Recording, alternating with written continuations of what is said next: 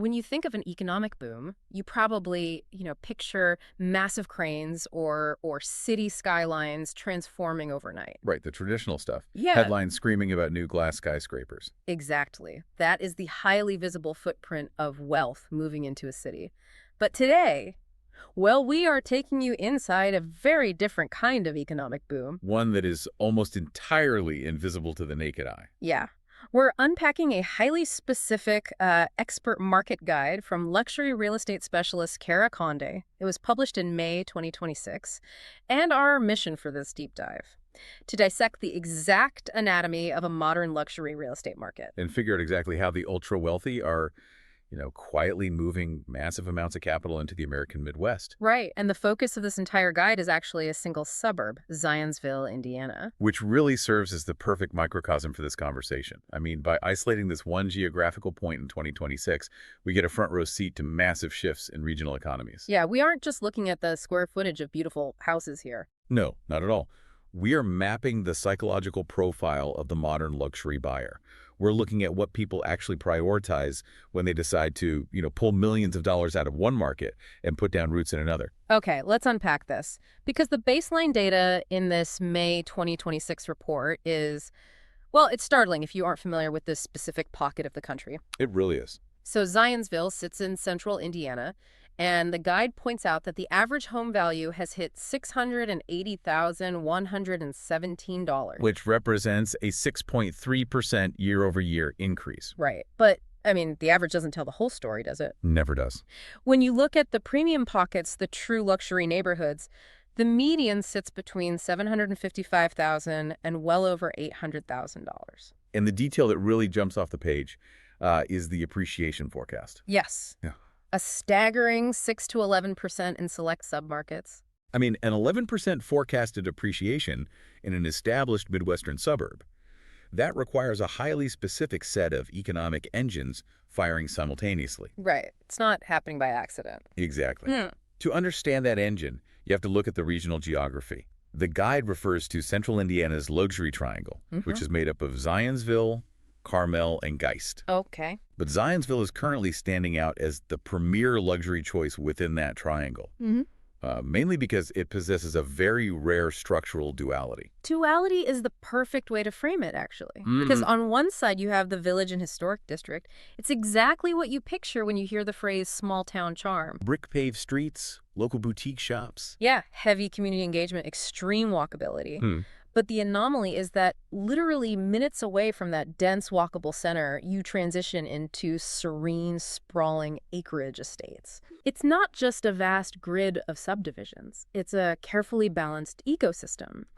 And when you factor in the practical logistics like top-tier Boone County schools, incredibly low crime, and a, 20 to 25-minute commute to major downtown Indianapolis employers. Like Eli Lilly and Roche. Exactly. You really start to see the appeal. What's fascinating here is how this specific layout completely redefines the concept of modern luxury. I mean, if you rewind the clock 20 years, true luxury was synonymous with isolation. Oh, yeah. The biggest house on the highest hill. Exactly. The ultimate flex was buying a massive estate miles away from the general public, gated compound. Right. But the 2026 luxury buyer fundamentally rejects that isolation. They demand a much more complex lifestyle. They want it all, basically. Pretty much. They want the profound privacy of a multi-acre estate when they're at home, but they also want to outsource their need for community. So they want to sit in total seclusion in the morning and then, walk down a historic brick-paved street to grab a coffee surrounded by neighbors in the afternoon. But, and I have to push back here a little bit, every wealthy suburb from here to Dallas claims to have that small town charm. Right. It's standard marketing copy at this point. Sure. So what makes the actual DNA of Zionsville different? If I'm relocating my family and I have a massive budget, what is preventing me from just picking any wealthy suburb with a nice main street? Well, the difference lies in the deliberate curation of its microeconomies. Yeah. You can't just treat a premium suburb as a single monolith anymore. Okay. The Cara Conde guide emphasizes a really critical philosophy for the 2026 market. The right neighborhood is just as important as the right house. Real estate at this tier is entirely lifestyle-driven. And Zionsville has managed to avoid the trap of homogenization. Exactly. Instead of tearing everything down to build uniform mega mansions, they have preserved distinct flavors of luxury. So it's essentially a highly curated tasting menu for the wealthy. That's a great way to put it. The guide breaks down 4 primary profiles, and it's fascinating to see how they segment the buyers. So first, you have the Village and Historic District.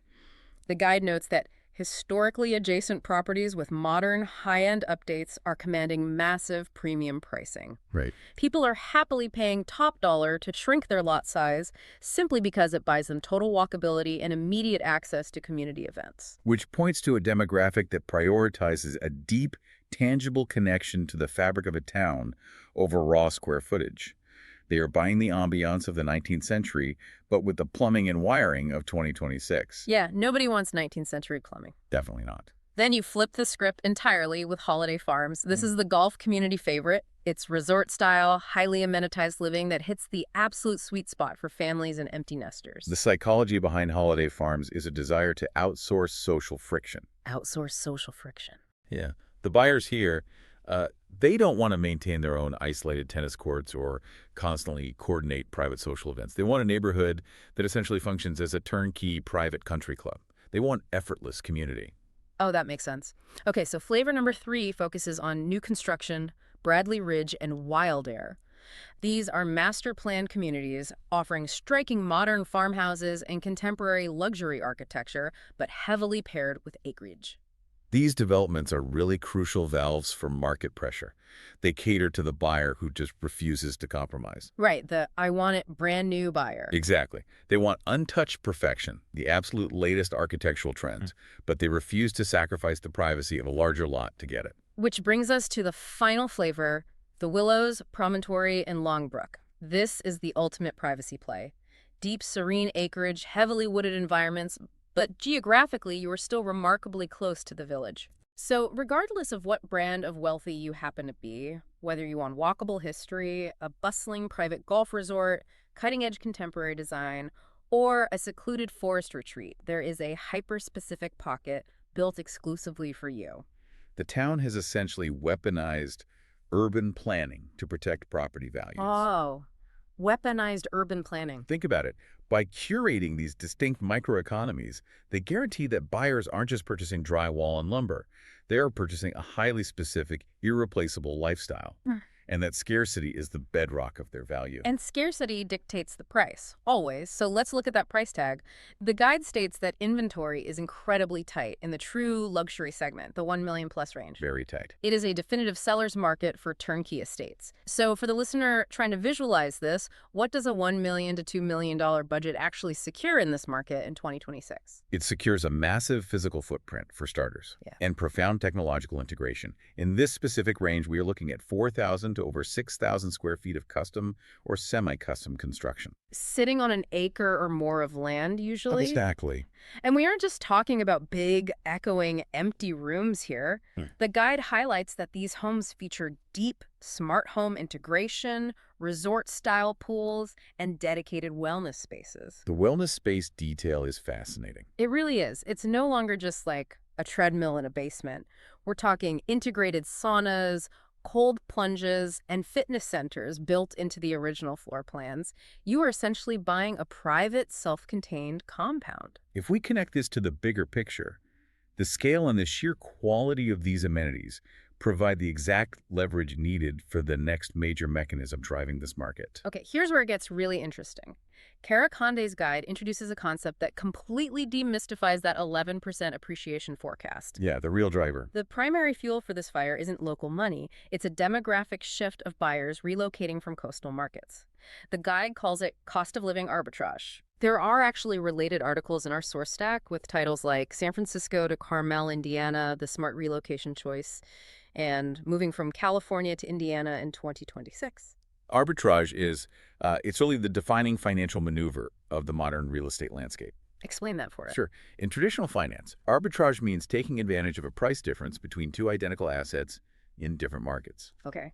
In this context, coastal buyers from high-tax, high-congestion areas like San Francisco, Los Angeles, or New York They're looking at the massive equity they've trapped in their coastal real estate. They're liquidating it and moving that capital inland. I want you, the listener, to really run this thought experiment right now. If you are sitting in a high-tax coastal city, think about your current living situation and your mortgage. Right. Now imagine taking the exact same amount of money, or perhaps even less, and buying a 6,000 square foot custom estate with a private wellness center surrounded by top-tier public schools with a 25-minute commute to a major tech or pharmaceutical hub. The math is just deeply asymmetrical.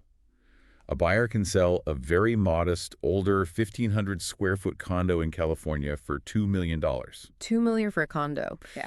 They move to Zionsville, deploy that exact same $2 million, and drastically upgrade their standard of living while simultaneously lowering their day-to-day tax burden and their overall cost of living. So they aren't downgrading to save money. Not at all. They are utilizing geographical arbitrage to live like royalty.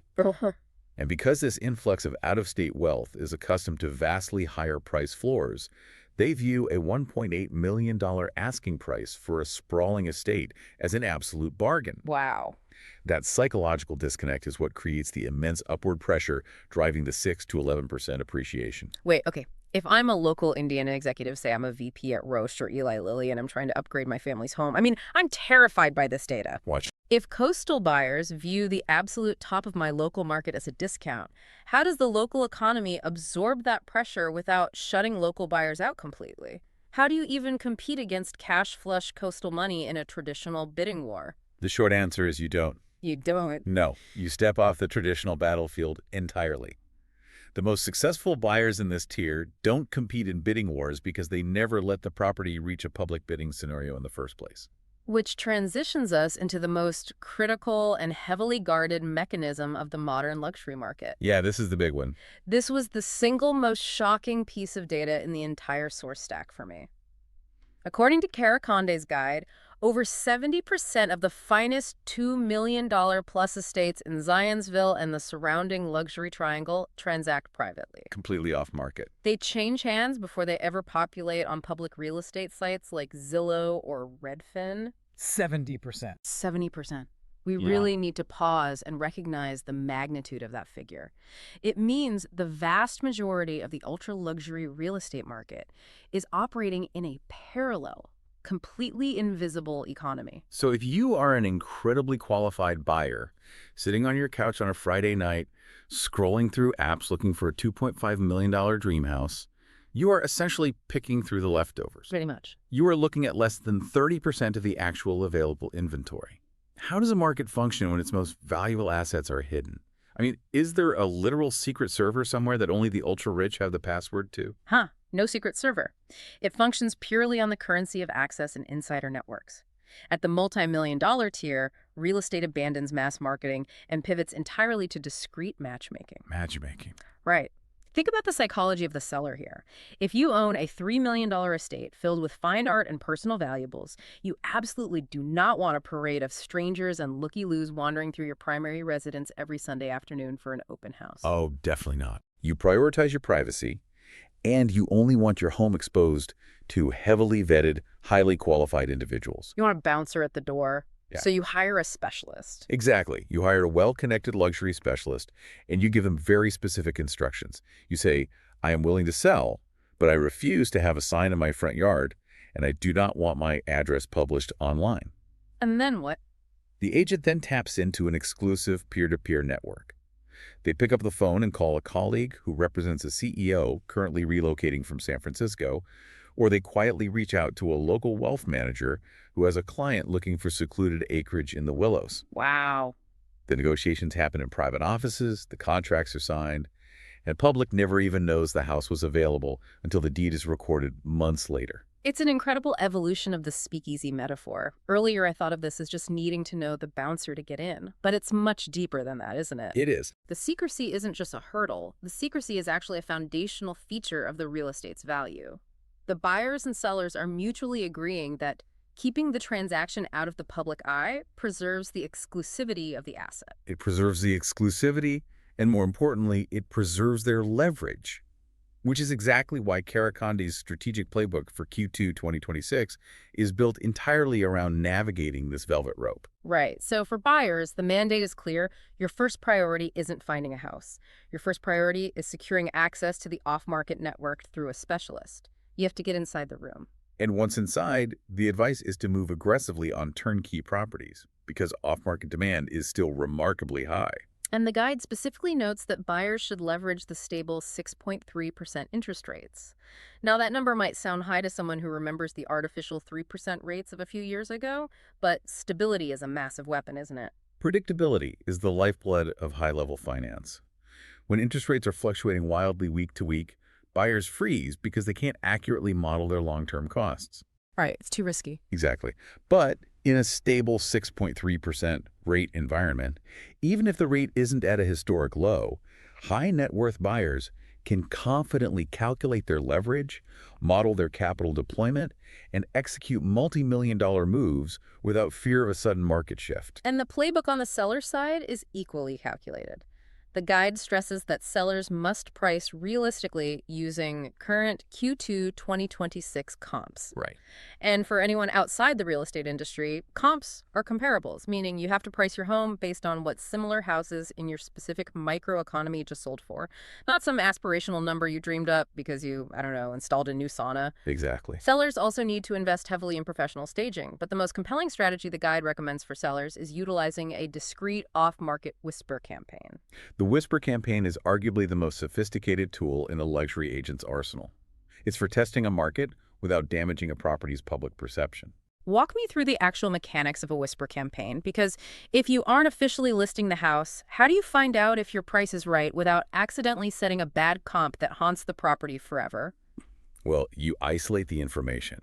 Instead of publishing the home on the multiple listing service for the entire world to see, the agent quietly floats the property details to a highly restricted, curated list of top-tier brokers and high-net-worth clients. Okay. They literally whisper the price.